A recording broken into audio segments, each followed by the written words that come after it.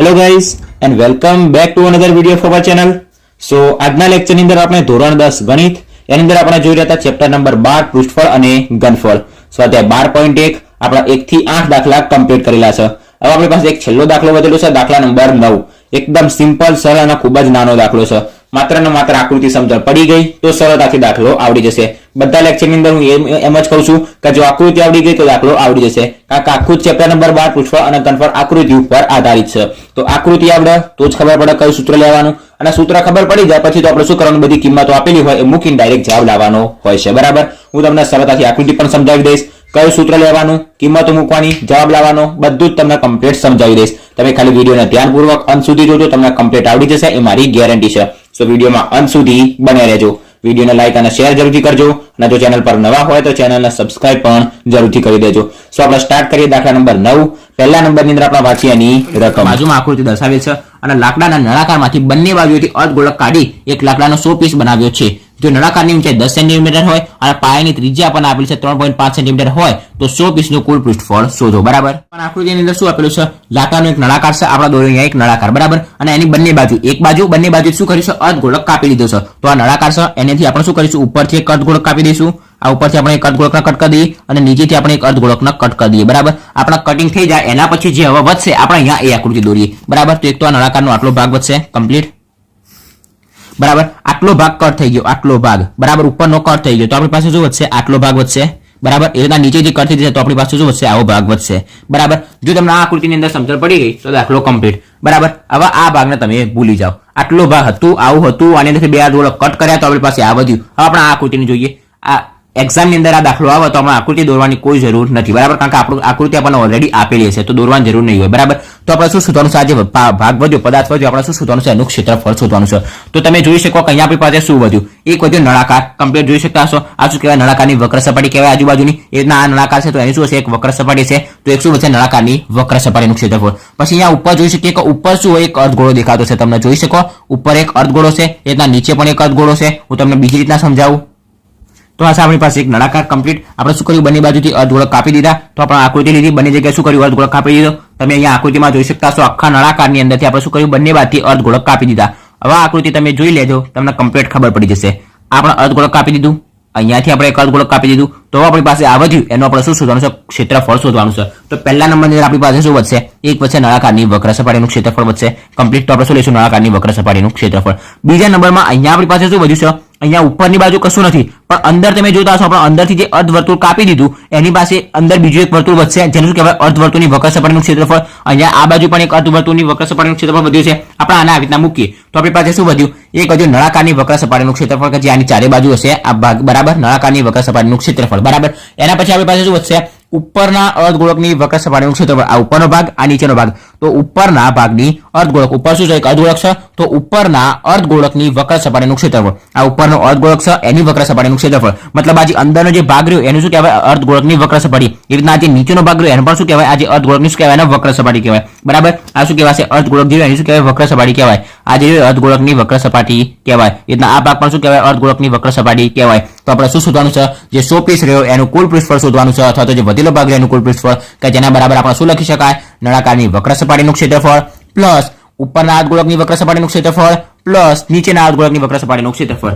જો આટલું સમજી ગયા તો આપણે દાખલો કમ્પ્લીટ થઈ ગયો. તો આપણે દાખલો સ્ટાર્ટ કરીએ. પહેલા નંબરની અંદર આપણને શું આપેલું છે, એક નળાકાર છે, એની અંદર આપણને આપેલું છે કે નળાકારની ઊંચાઈ આપણને h બરાબર આપેલું છે 10 સેન્ટીમીટર. તો એ આકૃતિ દોરવાની તમારે જરૂર નથી. દાખલો અહીંયાથી આપણે સ્ટાર્ટ કરીએ તો લખીશું કે અહીં આપણે જે આપેલું હોય અહીં કરીને લખીશું આપણે કે નળાકારની આપણને ઊંચાઈ આપેલી છે, નળાકારની ઊંચાઈ જેને h કહેવાય. તો h બરાબર આપણને આપેલું છે 10 સેન્ટીમીટર કમ્પ્લીટ. એના પછી આપણને શું આપેલું છે, ત્રિજ્યા 3.5 સેન્ટીમીટર આપેલી છે તો r બરાબર થશે 3.5 સેન્ટીમીટર કમ્પ્લીટ. અને આપણને કીધું છે કે 100 પીસનું કુલ પૃષ્ઠફળ શોધો. તો 100 પીસનું કુલ પૃષ્ઠફળ બરાબર આપણે સૂત્ર લખી ડાયરેક્ટ જવાબ આવી જશે. તો આપણે લખીશું કે હવે 100 પીસનું કુલ પૃષ્ઠફળ, 100 પીસનું કુલ પૃષ્ઠફળ. પૃષ્ઠફળ એટલે શું કહેવાય, ક્ષેત્રફળ. તો 100 પીસનું કુલ પૃષ્ઠફળ બરાબર શું કીધું આપણે ફરીથી કહું કે નળાકારની વક્ર સપાટીનું ક્ષેત્રફળ. તો આપણે લખીશું કે નળાકારની વક્ર સપાટીનું ક્ષેત્રફળ પ્લસ બીજા નંબરમાં શું વધશે, આ નળાકાર આપણે મૂક્યો તો જે ઉપરનો ભાગ રહ્યો નળાકારની અંદર શું વધશે, ઉપરનો ભાગ વધશે તો ઉપરના અર્ધગોળાની વક્ર સપાટીનું ક્ષેત્રફળ. આ ઉપરનો એક અર્ધગોળો વધ્યો, તમે જોઈ શકતા છો. આ શું કહેવાય, એક અર્ધગોળો. આ નીચેના ભાગનો અર્ધગોળો. તો ઉપરના અર્ધગોળાની વક્ર સપાટીનું ક્ષેત્રફળ. તો પ્લસ શું લખીશું આપણે, ઉપરના અર્ધગોળાની વક્ર સપાટીનું ક્ષેત્રફળ બરાબર તમારે આખું લખવાનું ઉપરના અર્ધગોળાની વક્ર સપાટીનું ક્ષેત્રફળ પ્લસ બીજા નંબરમાં શું છે એવી રીતના નીચેના ભાગનું તો આપણે લખીશું કે નીચેના અર્ધગોળાની વક્ર સપાટીનું ક્ષેત્રફળ બરાબર નીચેનો અર્ધગોળાની વક્ર સપાટીનું ક્ષેત્રફળ જેની સૂત્ર શું છે આપણી પાસે 2πr² બરાબર ઉપરનો અર્ધગોળાની વક્ર સપાટી નીચેના અર્ધગોળાની વક્ર સપાટી બંને કેવી હશે સરખી જશે બરાબર તો અહીંયા કરીશું બરાબર નળાકારની વક્ર સપાટીના ક્ષેત્રફળનું સૂત્ર છે આપણી પાસે 2πr h પ્લસ ઉપરનો અર્ધગોળકની વક્ર સપાટી અર્ધગોળકની વક્ર ભાગ ઉપરનો એક નીચેનો હોય અર્ધગોળકની વક્ર સપાટીનું ક્ષેત્રફળ તો એક જ આવશે જે આપણી પાસે 2πr² પ્લસ આ પણ શું આવશે 2πr² કમ્પ્લીટ આપણી પાસે શું છે 2 વખત πr² પ્લસ 2 વખત πr² તો શું છે 2 + 2 એટલે 4 વખત πr² તો અહીંયા 2πrh એમ ના એમ પ્લસ શું થશે 2 + 2 એટલે થશે 4πr² કમ્પ્લીટ આ સરવાળો તમને આવડતો હશે તો બરાબર આપણે સૌપ્રથમ શું કરીએ જે કોમન નીકળ્યો કોમન કાઢી તો બંનેની અંદર π અને r છે અને બંનેની અંદર 2 પણ છે તો 2πr આપણે કોમન લઈશું તો અહીંયા વધશે h પ્લસ અહીંથી 2 કોમન કાઢીએ તો વધશે 2 અને બીજા નંબરમાં શું વધશે 1 r નીકળી ગયો તો વધશે 1 r કમ્પ્લીટ આપણે બધી કિંમત મૂકીએ તો 2 એમ ના એમ π ની કિંમત મૂકીશું 22/7 ગુણ્યા પણ r ડાયરેક્ટ આપેલું છે 3.5 3.5 લખતા આવડવું જોઈએ કેવું થશે 35/10 કમ્પ્લીટ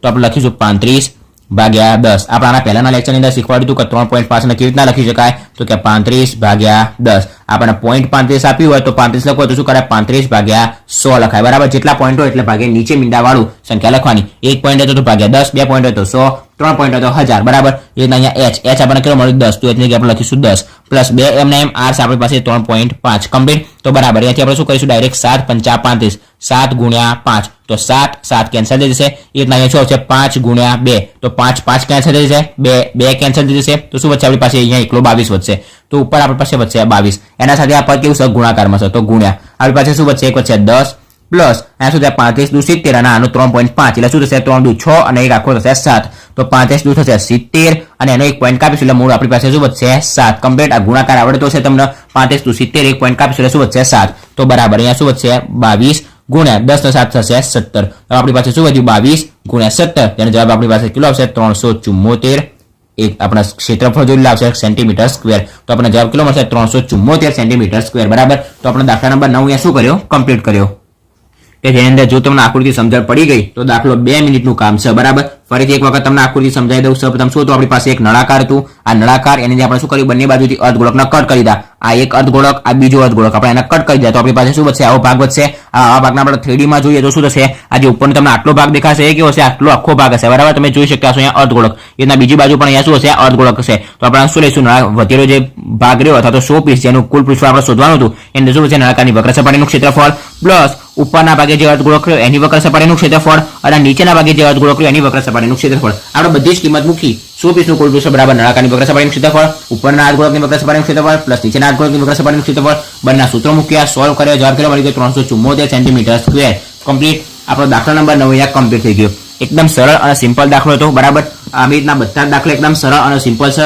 આપણે પહેલા લેક્ચરની અંદર ઓલરેડી કીધું હતું કે તમને 3 વસ્તુઓની અંદર આવડવી જોઈએ ચેપ્ટરની અંદર કે જેની અંદર પહેલા નંબરમાં આવશે સૂત્રો જેનો વિડીયો આપણે ઓલરેડી બનાવેલો છે ડિસ્ક્રિપ્શન બોક્સમાં તમને પ્લેલિસ્ટની લિંક મળી જશે તમે વિડીયો જોઈ લેજો પહેલો જ વિડીયો બનાવેલો છે ચેપ્ટર નંબર 12 ની અંદર એ વિડીયોની અંદર આપણે બધા જ સૂત્રો ચલાયેલા છે કે જે આ ચેપ્ટરની અંદર ઉપયોગ થવાના છે બરાબર સો એ વિડીયો ના જોયો તો જોઈ લેજો એના પછી બાકીની બે વસ્તુ આવશે આકૃતિ આપણને રકમ આપેલી હોય એના પરથી આકૃતિ દોરતા આવડવી જોઈએ અને ત્રીજા નંબરમાં જો આપણને આકૃતિ આપેલી હોય તો આપણે એને સમજતા આવડવી જોઈએ બરાબર મેઇન વસ્તુ છે આકૃતિ જો આકૃતિ દોરતા અને સમજતા આવડી ગઈ તો બધા દાખલા ફટફટ તમને આવડી જશે બરાબર સો આજના લેક્ચરમાં આપણે દાખલા નંબર 9 ને કમ્પ્લીટ કર્યો અને પછીના લેક્ચરથી આપણે ઘનફળના દાખલા શરૂ થાય છે કે જેની અંદર ઉદાહરણ નંબર 9 5 આવે છે બરાબર સો આપણે આના પછીના લેક્ચરથી ઉદાહરણ સ્ટાર્ટ કરીશું કે જેની અંદર ઘનફળના દાખલા આવે છે સો આજના લેક્ચરમાં આપણે અહીંયા સુધી રાખીશું દાખલા નંબર 9 સુધી સો જો તમને આજનો વિડીયો ગમ્યો હોય તો વિડીયોને લાઈક અને શેર જરૂરથી કરજો અને જો ચેનલ પર નવા હોય તો ચેનલને સબસ્ક્રાઇબ જરૂરથી કરજો થેન્ક્સ ફોર વોચિંગ ગાઈઝ